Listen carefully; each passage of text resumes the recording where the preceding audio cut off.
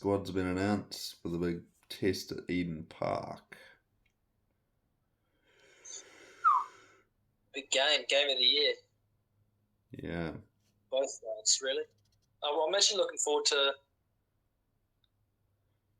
I think, seeing a lot of things, but it'd be good to see some of the debutants, like Kyle Preston. I didn't think he was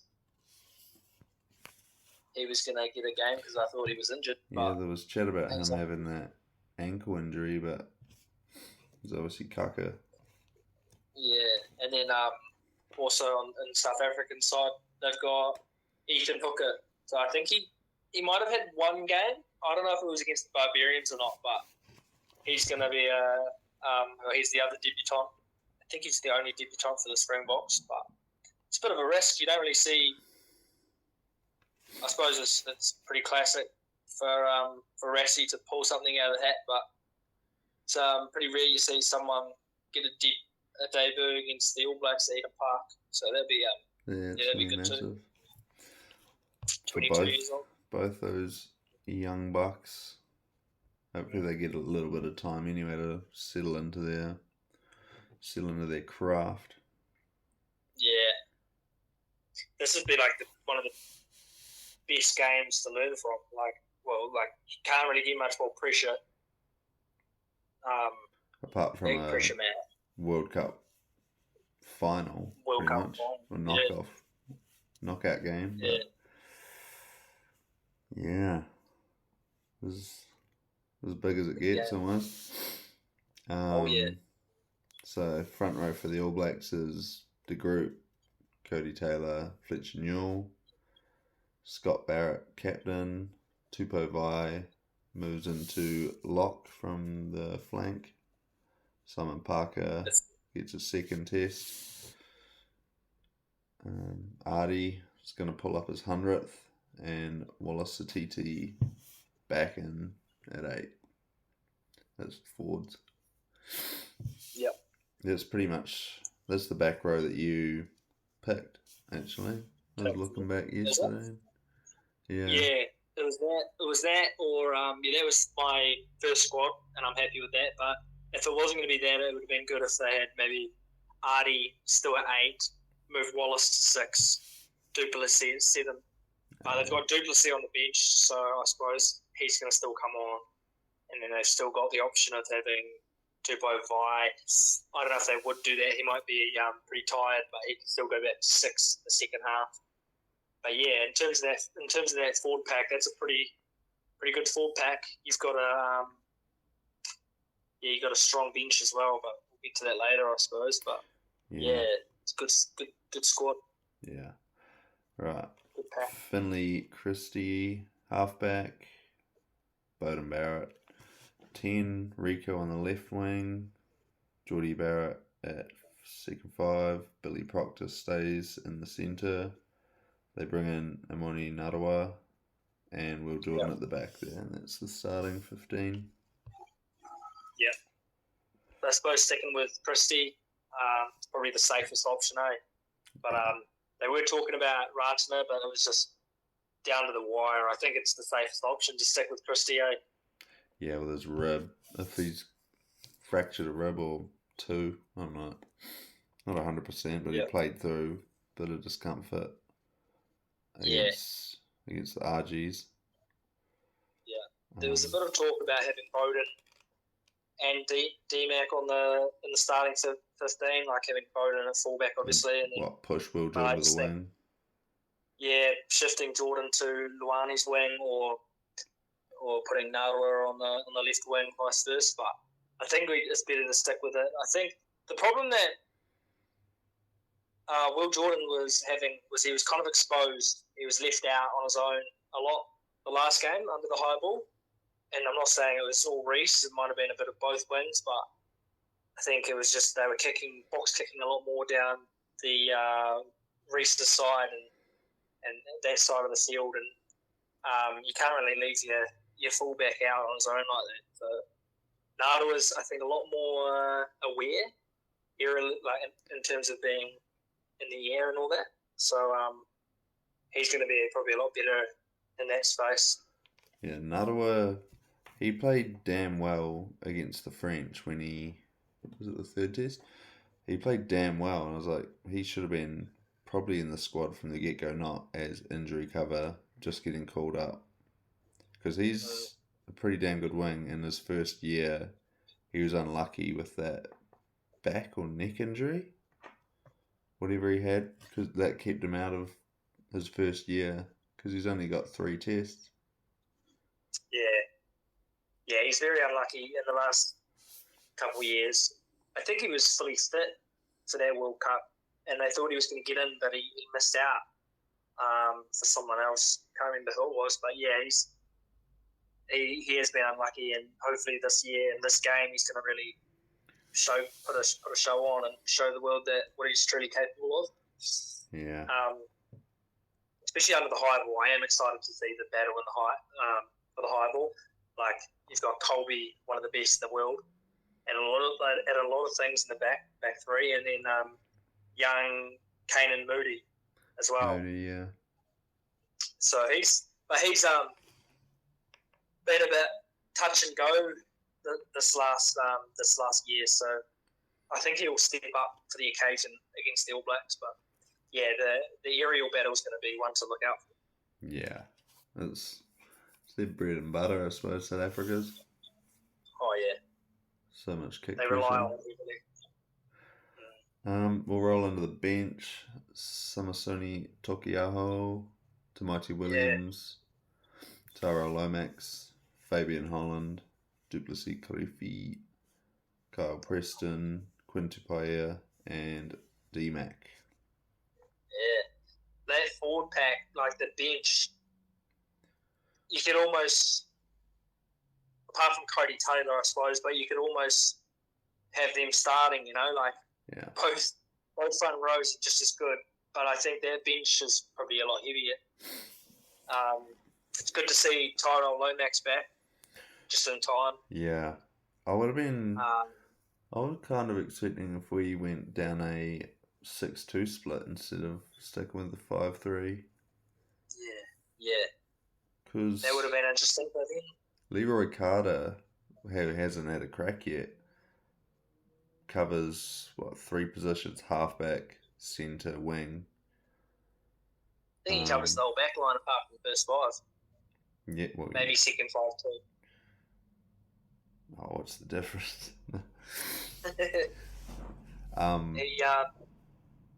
He was doing all right for the Bay of Plenty in centre, and I didn't know, but you told me a couple of weeks ago that he was a halfback cover as well. Halfback from probably just sevens. You always whoever's near it can almost play halfback. So yeah. Near the ruck. Quinn Tupaia back in the mix. Yep. Trustworthy asset to have. Like they had Anton Leonard-Brown, which is set to play, but they've stuck with, or they've picked Tupaia over him. So that's pretty interesting. I'm not mad about it. Nah, I think it's deserving. He's played a lot better this season. Probably playing some of his best rugby since the injury. So, it's good to see him there. And then D-Mac at 23. Anyway. Damn. Absolute grub, Swain. Right. We'll roll into the South African squad. They got Ox Nje, Malcolm Marx, Thomas du Toit, Eben Exabeth, and I don't even know, man. Some of their names are a bit hard to pronounce. I think it's Notche. Oh, why the hell would they spell it like that? I think that's his name, Notche. He's played for the Bulls, and I should know his name. I've watched the URC, but it's kind of hard to, unless it's in front of me. But yeah, he's a good lock. He's smaller than the rest of the locks, but yeah, he's a workhorse. Yeah. Marco van Staden, Peter Steff is back. I thought he might have been in for a while, and Khaleesi's back. Yeah. Back for the big ones. Yeah. For a couple of minutes. Nah, I think he'll last. He hopefully he does, but they've got quite. We'll talk about it later, but yeah, they've got Quagga on the bench in case he does get injured because he's just come back. Yeah. So, but yeah, number 8, not captain, which is interesting. No, they've stuck with Jesse Creel at centre there as captain. Yeah, which I think it's due to originally Khaleesi wasn't meant to be playing. So they had Jean-Luc Dupré, who was meant to be starting, get his first start in, I don't know, 7 years. But he, for the second time now, he's had to pull out midweek due to an injury. I think the first time he got sick, come down with an illness. But yeah, so he pulled out late. That's why Khaleesi's been brought back in. And I suppose, because the way Rassi does things, he normally names the squad on Monday to the players. Yeah, and then he'll name the actual squad to the public on Thursday. So, yeah, that's probably why he's not captain, because he wasn't meant to be playing. And they've stuck with Jesse Creel for this match. Yeah. They got Grant Williams and Andre Pollard. Old Mr. Reliable. Yeah. Moody on the left wing. Damien Dialende, Jesse Creel, Cheslin Colby, and the old dog, Willie LaRue at the back. The old dog, all right, shit. That's how old's Cheslin Colby, Willie LaRue, Pollard? It feels like they've been around forever. Well, they're both 31. Pollard and Colby are both 31. And Willie LaRue's 36. 36? Yeah. But he's still going strong. He's just got like a little, one of those limps bodies that can keep going. Yeah. It's all the soul, it's all the soul. Just keeps him running. He's running on pure soul. He's got been having his fish oils. Yeah. Yeah, old joint. He's it's gonna be a bit risky. But I suppose they don't really have. They have Alapepe Fussy. I think that's how you say his name. But Fussy, they have him, but I don't know if he's injured or they just decided to go with LaRue or what the go is there. But if it's going to be a battle in the air, I would have. Yeah, that's what's going to be interesting is having Willie LaRue. Is he good under the high ball? Not sure. He's damn good at putting them up. But yeah, on that's the receiving end. But I'd say Pollard's going to be doing most of that. It's what he's pretty much reliant on, is doing that and kicking for the post. Yeah, well, Colby's doesn't have the height. I suppose he's bloody explosive to get up for the high balls, but he's not tall. He's not a tall man. No. Moody's pretty tall. Not a giant, but yeah. A lot taller. Probably same as Leroy Carter, they're not the tallest, but for some reason they can just do it all. I think, the back line is going to be the key difference in terms of strength and weakness. The Springboks, very experienced back line, but the All Blacks still haven't got things right. Judging, you're as good as your last performance. So, hopefully we get things right. But that's going to be the key difference if the Springboks want to win. They want to be dominating in the back line. Yeah. What about the forwards? What do we reckon there?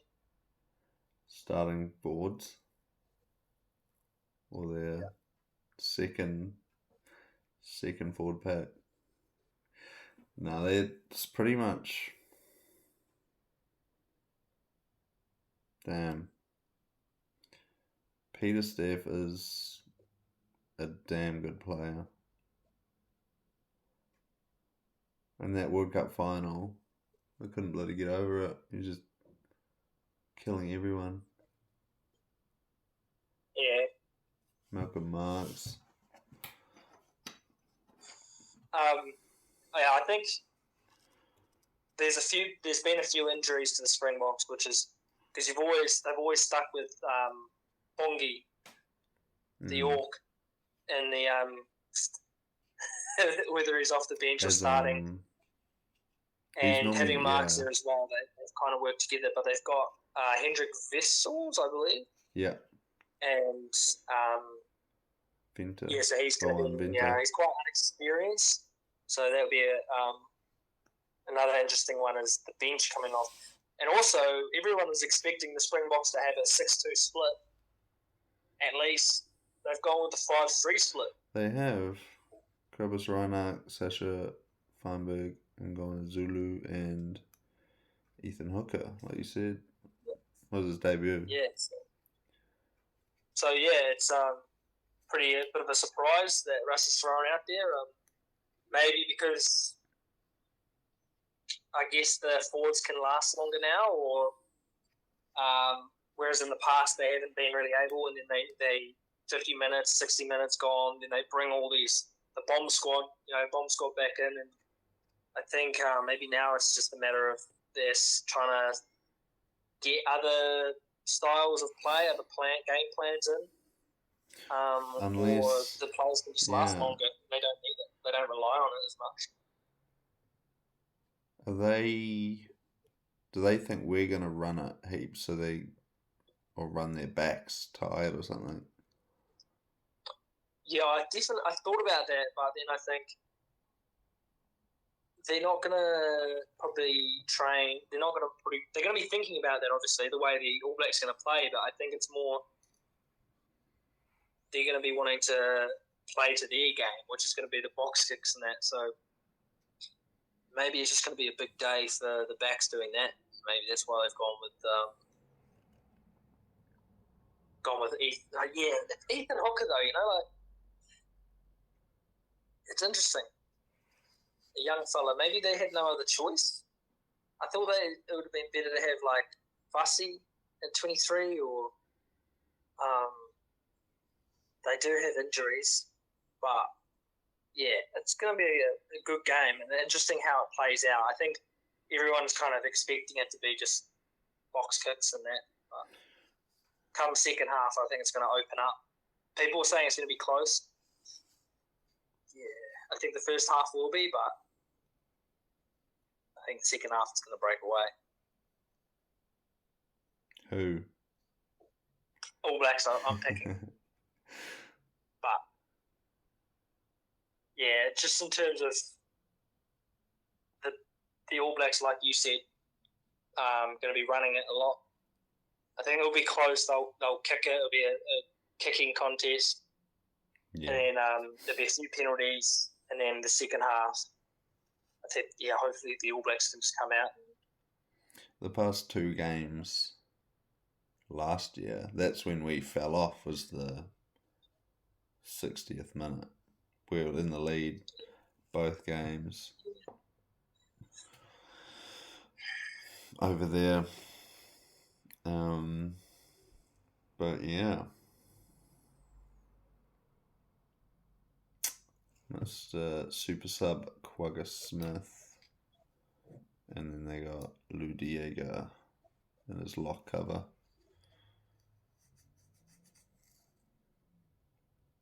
Quagga Smith's a hell of a player as well. He's pretty much, that's his job, is the bench. You just come on and make turnovers. Yeah, he's been like that for so long, eh? Always just comes off the bench as an impact player. He's damn good at it.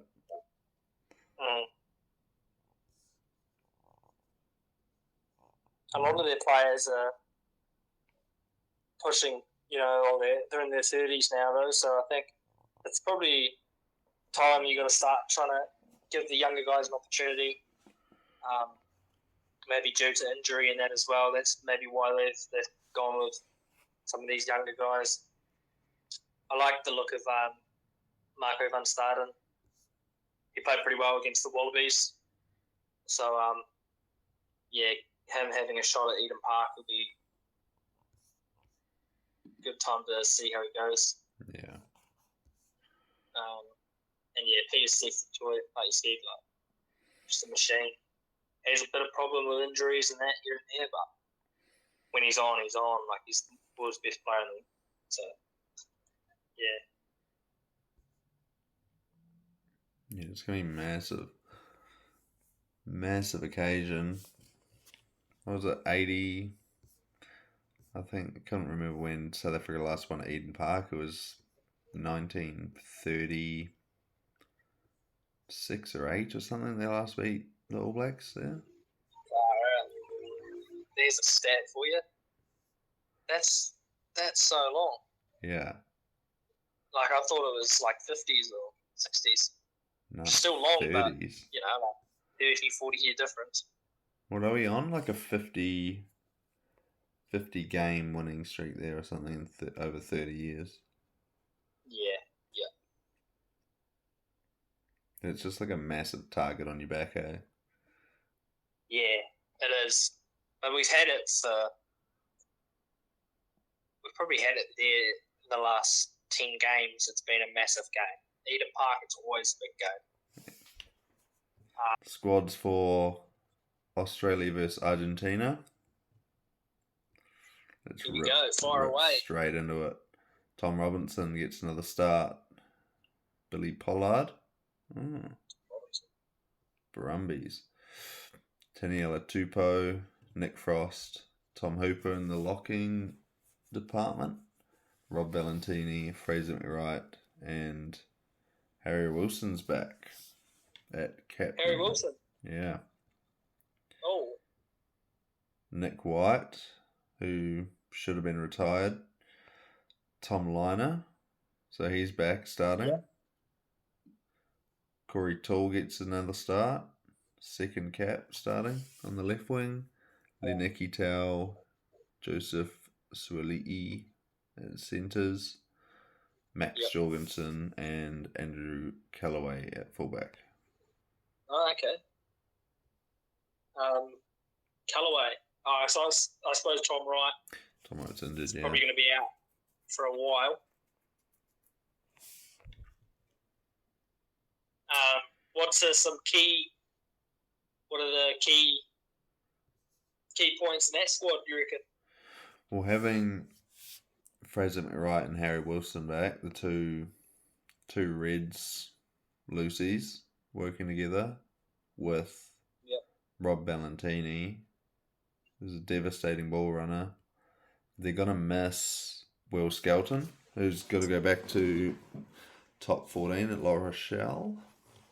He got called back, so he's going to be a big miss. But Tom Liner, they've still got James O'Connor as a reserve, but Tom Liner getting the reins again.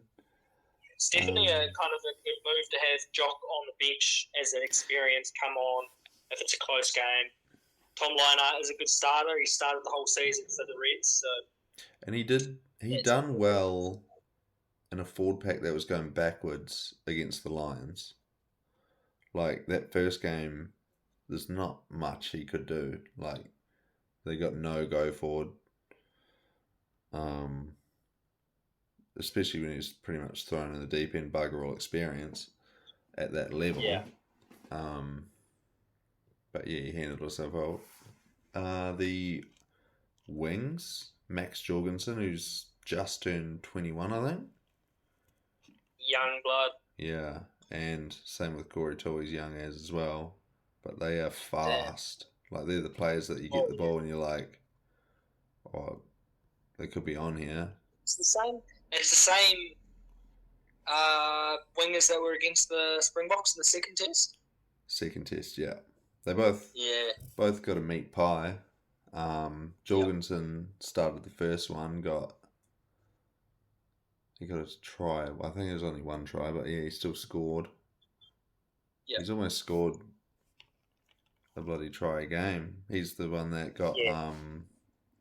got that try that beat England right at the end.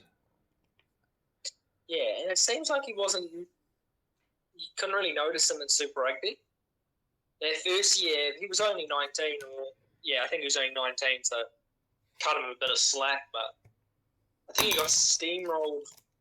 He got steamrolled by Hunter Paisami, and I was just like, oh, this kid can't tackle to save himself. But I suppose when you're 19 and you got a big lump of Paisami he's a powerful runner. He's a nugget, oh, but he's a low powerful center runner. of gravity.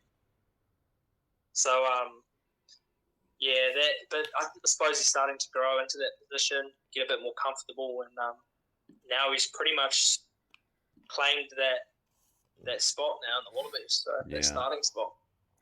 We're missing Tom Wright, but Andrew Callaway is a good operator at the back there.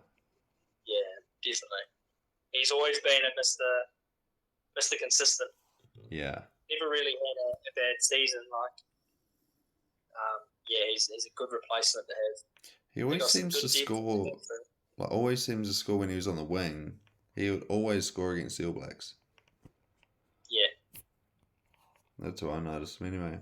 On the reserves, Brendan Pangaamosa from the Force, Angus Bell, Zane Nongo, Jeremy Williams, Carlo Tizzano, Tate McDermott, James O'Connor, and Filipo Dangunu back in the squad. Yeah.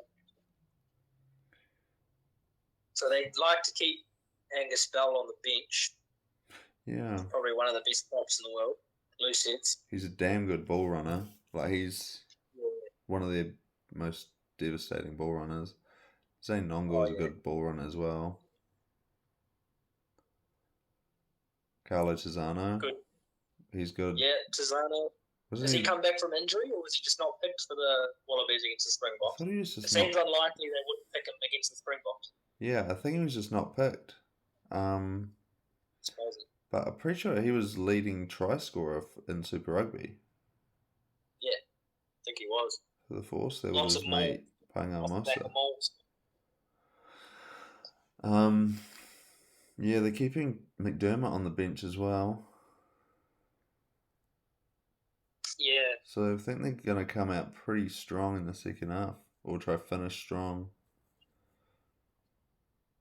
Or just inject a bit of energy or something. Filipo hasn't played in a few games now. I haven't seen him for a while. Nah. Got called back in, obviously, with Tom Wright. And I thought Harry Potter has come back too, so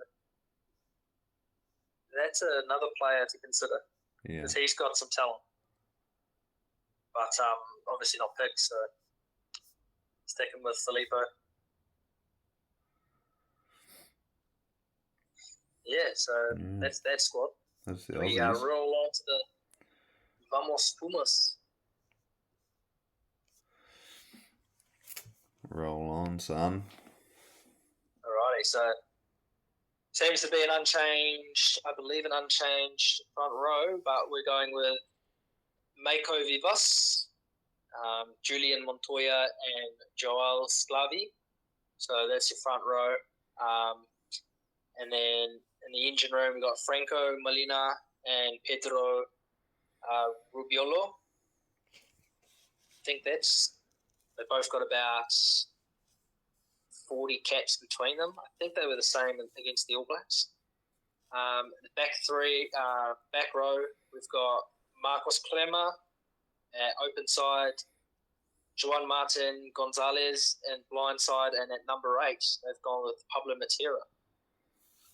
Switched him to the 8. Yeah. Gonzalo Garcia stays at 9. Santiago Carreras at 10. Mateo Carreras at 11. I don't know if they're brothers or related. They might be related. Santiago Chocobares. And then Lucio Cinti. at centre, and then on the right wing we got Bautista Delgai, and out the back we have Cruz Juan Malia. So it looks like pretty much the same squad that was played against the All Blacks. Yeah, Santiago Carreras.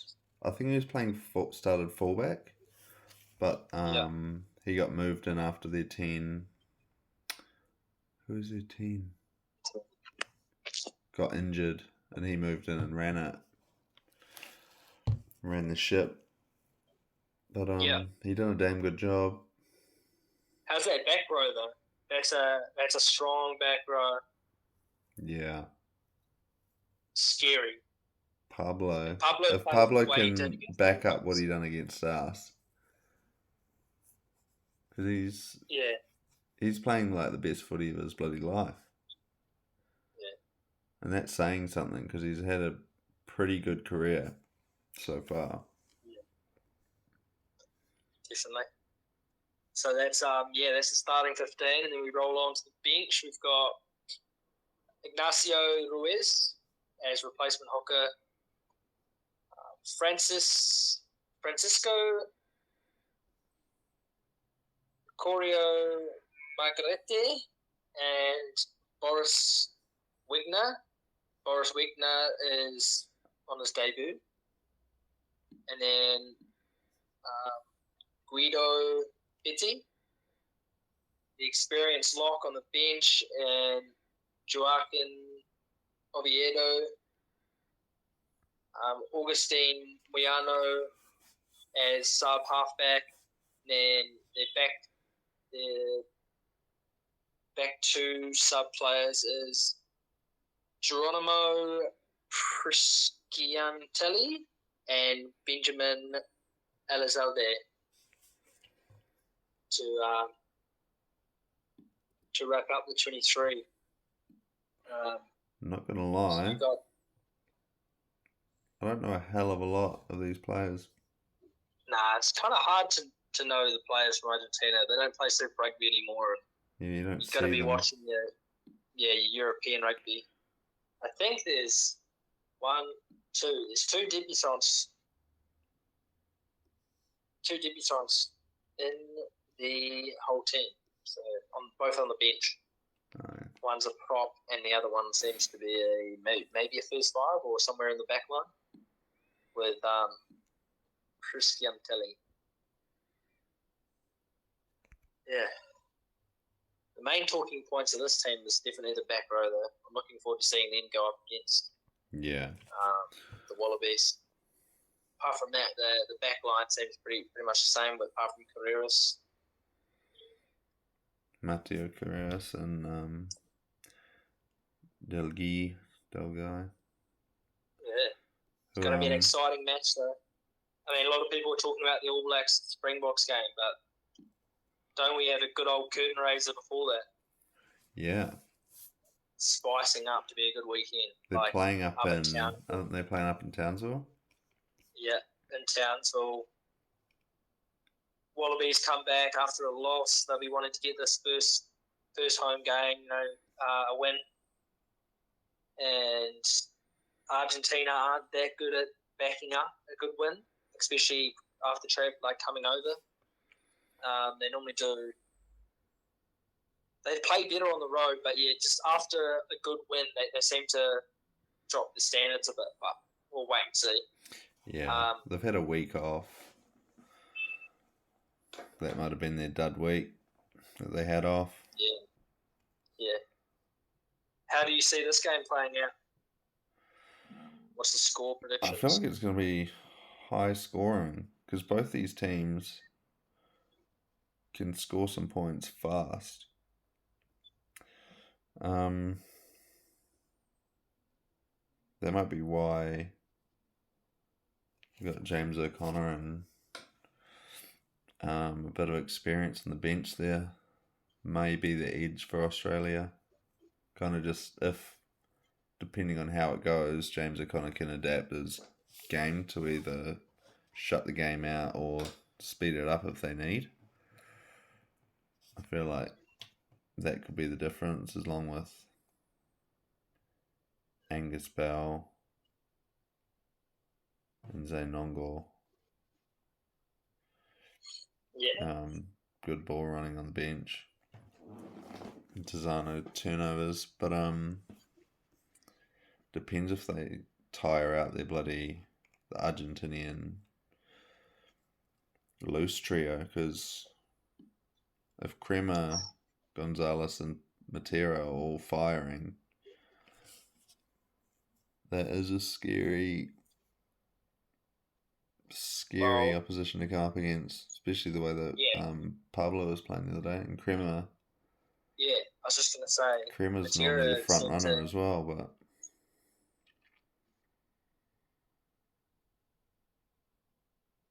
it's going to be a hell of a battle.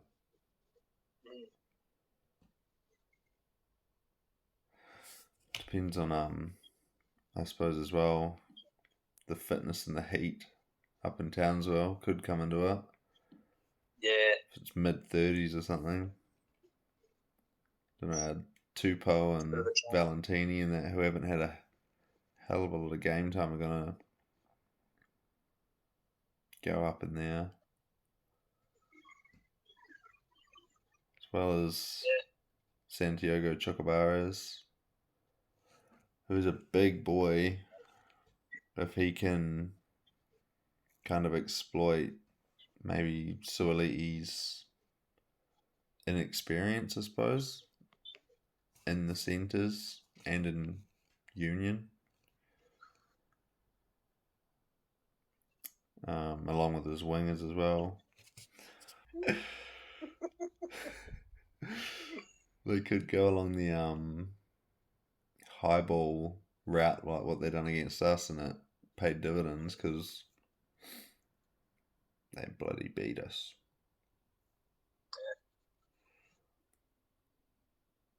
Oh, don't worry about that. New week.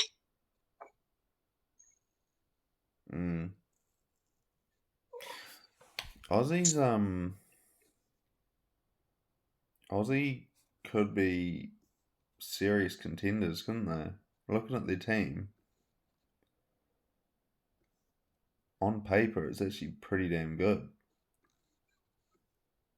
And they're getting experience. So they're only going to get better. Yeah, definitely. Is this the year they take the Bledisloe? Is that what you're saying? Well, on that,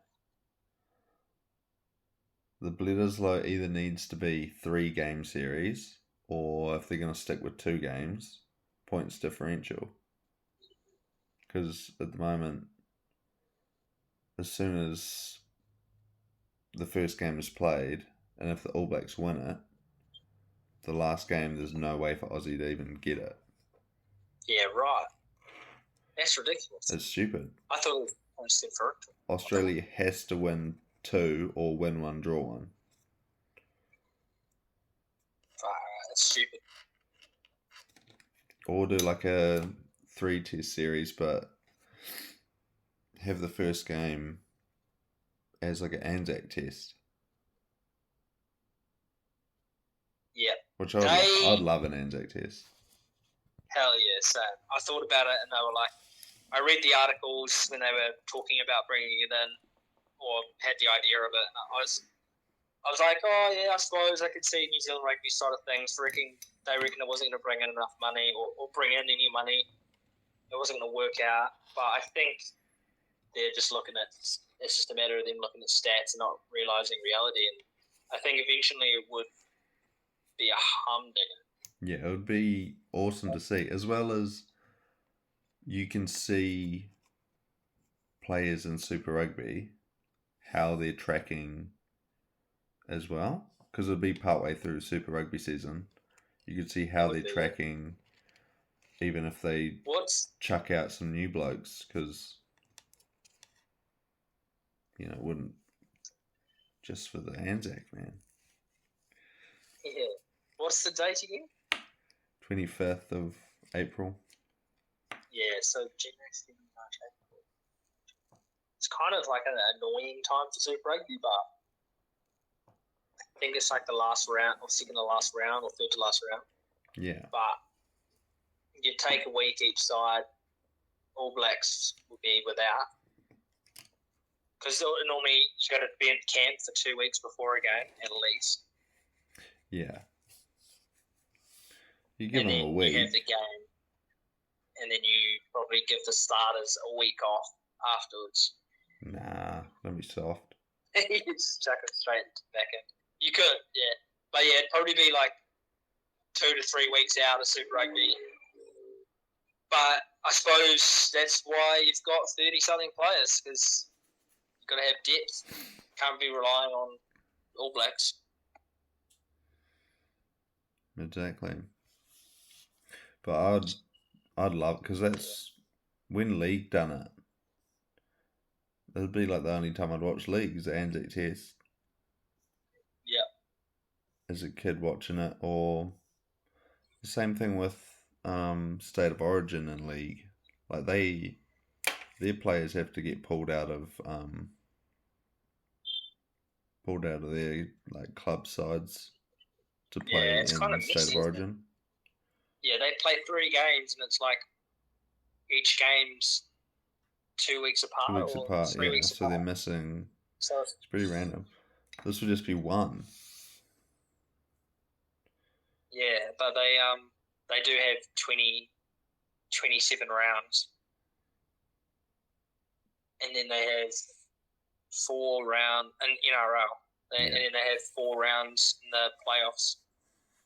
And they got like 3 buys or something, but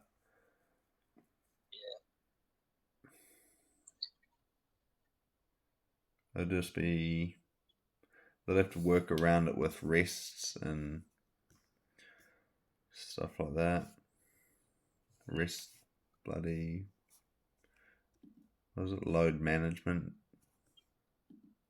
Fatigue management. Yeah. That's what we know it by work, but no, it's Should have no such it is thing an as that idea. Hopefully here. they do. Yeah. Hopefully they bring it back and they start to open their eyes and realise the potential that it has. Yeah. But yeah. They're bringing back to Argentina. bringing back tours with 8 games. You can't be worried about load management if you'd only taken maybe 40 guys to play 8 games over 5-6 weeks or something like that. You got midweek games, trying to rotate all the guys. Yeah. You're worried about a bloody game against some Aussies. One game